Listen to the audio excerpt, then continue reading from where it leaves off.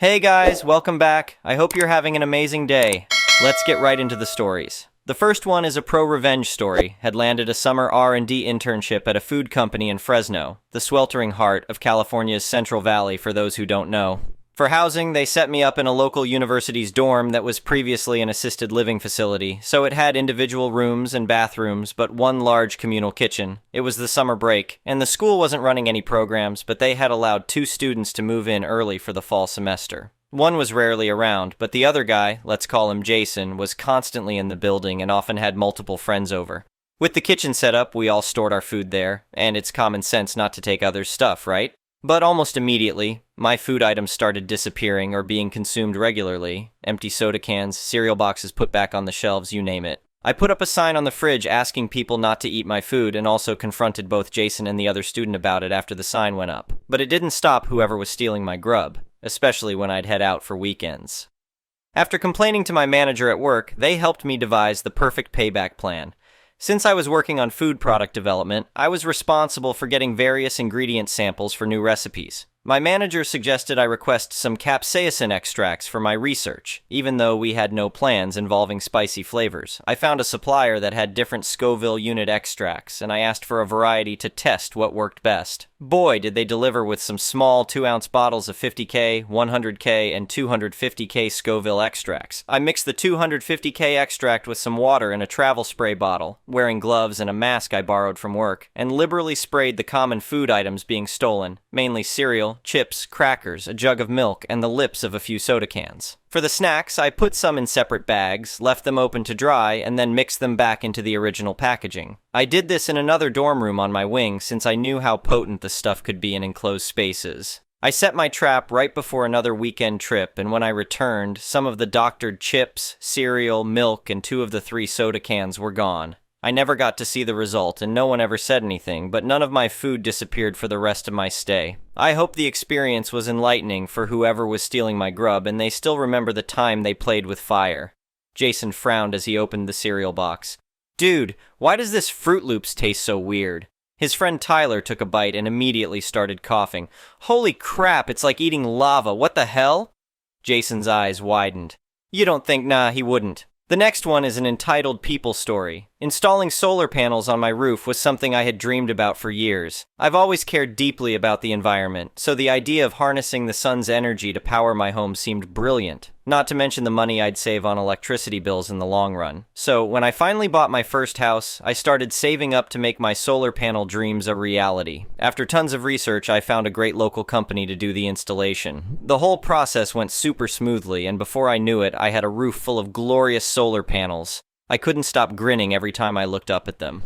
It felt so good knowing I was doing my small part to help the planet, all while reducing my carbon footprint. The first few months were awesome. My energy bills dropped drastically, and it was cool seeing how much sunlight the panels were converting to energy. But of course, my luck didn't last long. That's when my shady neighbor Bill decided to rear his ugly head. Bill was one of those grumpy, keep-to-himself types. Didn't really mingle with the other neighbors much. I tried to be friendly when I first moved in. Even brought over a pie, but he just scowled and shut the door in my face. After that, I kept my distance. Anyway, I guess all the neighborhood gossip was true about Bill being a real pain in the behind. Because one morning I walked out to my car and just froze in shock. My beautiful solar panels, they were destroyed. It seriously looked like someone had taken a bat and smashed them to pieces in the night. Glass and bent metal frames were scattered all over the lawn. I was freaking livid. All that money, time, and effort wasted. As I stood there fuming and cursing to myself, guess who comes strolling over with the smuggest grin on his face? Yep, you guessed it. Good old Bill. Before I even got a word out, he goes, "Yeah, had to get rid of those ugly things. They violate City Ordinance 305. Solar panels can only be on rear-facing roofs." My jaw just about hit the grass. I knew for a fact there was no such ordinance. I did my research thoroughly before installing the panels, but Bill seemed convinced this bogus rule was legit. "What the hell are you talking about?" I demanded. "There's no ordinance against solar panels on front-facing roofs. Did you really destroy my property because of some made-up rule?" Bill just shrugged, not looking the least bit guilty over his crime. "Doesn't matter what you say," he replied. "Everyone knows those panels were illegal, but hey, least you won't be getting fined now." Then the scumbag turned and walked away, leaving me absolutely fuming in the yard surrounded by $20,000 worth of wrecked solar panels.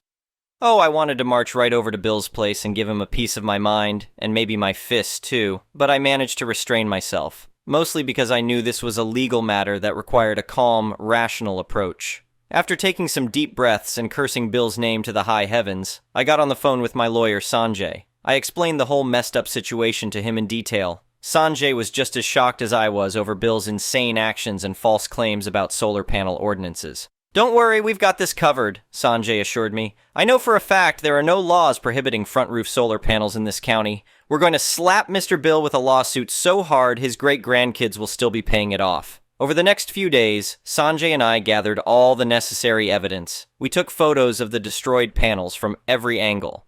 I provided him with all my paperwork from the installation company, clearly showing I had full legal permission for front roof panels. Sanjay even pulled the city ordinances himself and confirmed the lack of any solar panel restrictions. Finally, it was time to officially serve Bill with the lawsuit. You bet I tagged along with Sanjay to see the look on Bill's stupid face. When Sanjay handed Bill the lawsuit documents right on his doorstep, I thought Bill's eyes were going to bulge out of his skull. "What is this?"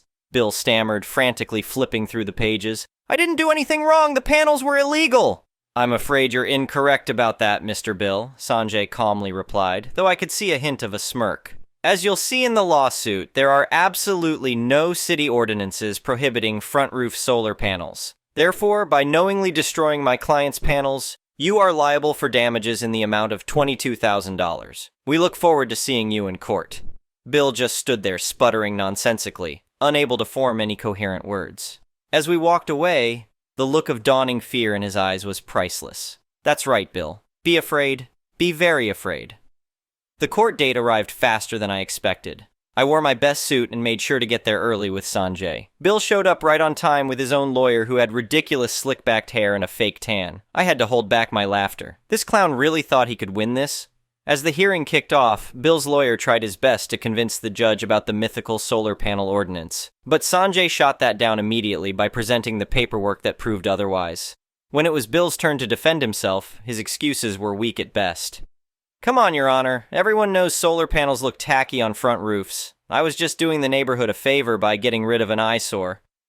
Yeah, like that justification was gonna fly. In the end, the judge ruled fully in my favor. Bill was ordered to pay me $25,000 to cover the cost of the destroyed panels, missed electricity savings, lawyer fees, and an extra $3,000 for general douchebaggery, as the judge put it. She even made Bill publicly apologize to me in court. Hearing him grumble, "I'm sorry," through gritted teeth was music to my ears. To celebrate my justice victory, I decided to install new solar panels, in the back this time.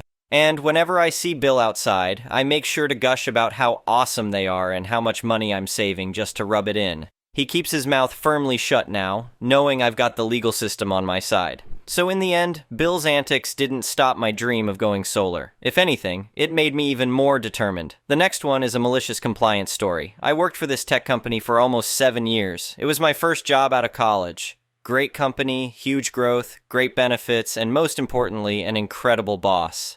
The boss was super helpful and responsive, always had the team's back, goes out of his way to not micromanage, didn't care as long as the work got done, borderline forced people to take PTO, we have unlimited and I averaged 30, 40 days off a year, and believed in giving good workers big raises and promotions. Last 3 years, I got 9%, 13%, and a promotion and 7% raises. We worked remote through COVID, and I asked to change my contract to fully remote so I could leave the HCOL city where the office was based to go back to my hometown. Boss approved the change, and when HR tried to do a COL adjustment to my salary, boss told them no because I'll be doing the same work in my new location. The boss was so good that on our team of 16 people, the lowest tenured was 3.5 years. I'd been offered several other jobs with salary increases throughout the years, but could never bring myself to leave. Myself and one other person on my team had specialized into working on very complex and involved projects. These were significantly different than the team's normal day-to-day work. We'd been doing the complex projects for 4+ years and were the knowledge base for the company in that area. Boss left that area completely to us to manage. As the volume picked up, we added and trained 2 more people to our little sub-team to help out. None of these projects went out to the customers without one of us 4 being involved. Super complex, $100K to millions lost if a mistake was made. And since it was the fastest growing part of the business by far, we were super busy. Now around 2 years ago, Boss's boss gets promoted from his VP role up to an SVP spot and hires a new VP. This new VP comes in and tries to change a lot very quickly, tries to make everything a trackable metric, and even where it really doesn't make sense, i.e. tracking the number of projects each person on my team did every month. Counted as one, even if it was super complex and took 2 weeks, or if it was very simple with an existing customer and took an hour. Wanted each project to go out faster, even if they weren't due for a week, we were supposed to get them out in under 3 days. Tried to force my boss to assign work to the team instead of us all picking up from a central queue as we could. ECT. Boss pushed back as much as possible, but was getting crap on constantly by new VP because the useless metrics VP wanted us tracked by did not meet his super unrealistic expectations. Despite my boss's team being the most experienced and efficient in the company and doing significantly more volume and more complex work than any other team, about 9 months ago, boss had enough of just getting consistently crap on by VP and took a new job and left. Boss had been with the company for 13 years and was one of the first few 100 employees. My whole team was devastated. We all instantly started lobbying for the most tenured person on our team to get promoted into that role, as she would have the same philosophy as the boss that just left. VP interviews most tenured and a bunch of external candidates, and goes with someone from his previous company. Now this lady will be referred to as Idiot Boss from here on out for soon-to-be obvious reasons. She came in and completely destroyed the team from top to bottom, changed processes that had been perfected for years, did not listen or care about what anyone else had to say, started micromanaging to the extreme. Team morale dropped like a rock. It took less than a month for the team's output to crater due to all of her changes. The team from the best in the company to the worst. It took Idiot Boss about 2 months to get to my smaller sub-team and try to rework our processes. Idiot Boss started micromanaging projects, having no idea what she's doing, and causing all kinds of issues and delays. She started getting on us about our metrics being the worst on the team. Despite us working on the super complex projects that took 100 times longer on average than most of the work the rest of the team did, Idiot Boss told us that if we didn't meet the expected metrics, we would be put on PIPs, so we decided to comply and focused all of our efforts on simple projects to meet the metric, X number of projects completed per month per person, and left the complex ones sitting in the queue. This caused chaos as my small sub-team suddenly stopped picking up complex projects and just focused on completing simple projects to get our metrics up. Very quickly, the sales team is freaking out because deals are getting delayed and their huge commission checks from the complex projects are being put in jeopardy. When they came to us to ask when we were going to complete the complex projects, we all gave the same response. Idiot Boss has told us we have to focus all of our efforts on meeting metric X, so we will only be doing that. Unfortunately, that means we can no longer complete the complex projects. Please contact Idiot Boss for help getting them completed. This did not go over well with her or VP, as he started to get complaints as well. They called a meeting and told us we had to go back to doing the complex projects. We refused, as that made it impossible to meet the metrics they created to measure our performance. They refused to drop the metric, but still insisted we work on the complex ones, as we were the only ones with the knowledge. We still refused. This resulted in a lot more complaints from sales until the SVP got involved. The SVP was the one who created the complex sub-team to begin with and sided with us against the VP and Idiot Boss. He said we were not to be measured by the metrics and can go back to managing the complex stuff without fear of being put on a pip, so we did. At this point, the other 3 people on the sub-team had seen the writing on the wall and were all actively applying and trying to leave ASAP. They were all office-based in the HCL area still. Idiot Boss changed the team from come in 2 days a week as needed to mandatory 3 days in the office. Most company policy would let her. So they got a lot more of her BS than I did remote. I had not been applying because I was distracted. My old boss had approved 2 weeks of vacation for my wedding/honeymoon before he left. This happened to occur about 3 months after Idiot Boss started, and about a month after the whole PIP blow-up. Idiot Boss was pissed at how we showed her up in front of the SVP and was doing everything she could to make our life miserable. In that month, the other super experienced guy and my best friend on the sub-team got a new job and left, no notice, and one of the other guys on the sub-team has put in his notice and only had a week left. We were already slammed and still behind from the PIP fiasco, so losing half the sub-team just made that worse. Plus, with morale so low, we didn't bother to put in any extra effort anymore. In fact, the whole team was significantly behind as 6 of the 16 people had left or were on their notice periods at that point. So, Idiot Boss decided that she was canceling my already approved wedding leave because of how far the team was behind. She told me over Zoom. I told her there was no chance I'm missing my wedding and honeymoon for work, and I'm taking the full leave, and it's up to her if she wants to lose another person from the sub-team for 2 weeks or permanently. She BSED, yelled and threatened until I just left the Zoom call. She followed up with an email officially notifying me my leave was canceled, and if I didn't show up, it would be considered job abandonment. I called her bluff and replied CCing VP and SVP and some other sales VPs who I worked with regularly, explaining the situation, it's my wedding honeymoon, and that I appreciated the opportunity but was quitting immediately with no notice due to the disrespect from Idiot Boss. I got Slack messages from SVP and several of the sales VPs almost immediately asking me not to quit. The email chain itself blew up with complaints about how my team was mismanaged by Idiot Boss and how now more complex deals were going to get lost because I wouldn't be there at all to work on them ECT. SVP eventually shut it down, but it was a fun read. I didn't reply to the Slack messages or do any work the rest of that day. Just turned everything off and went to a bar and had a good time.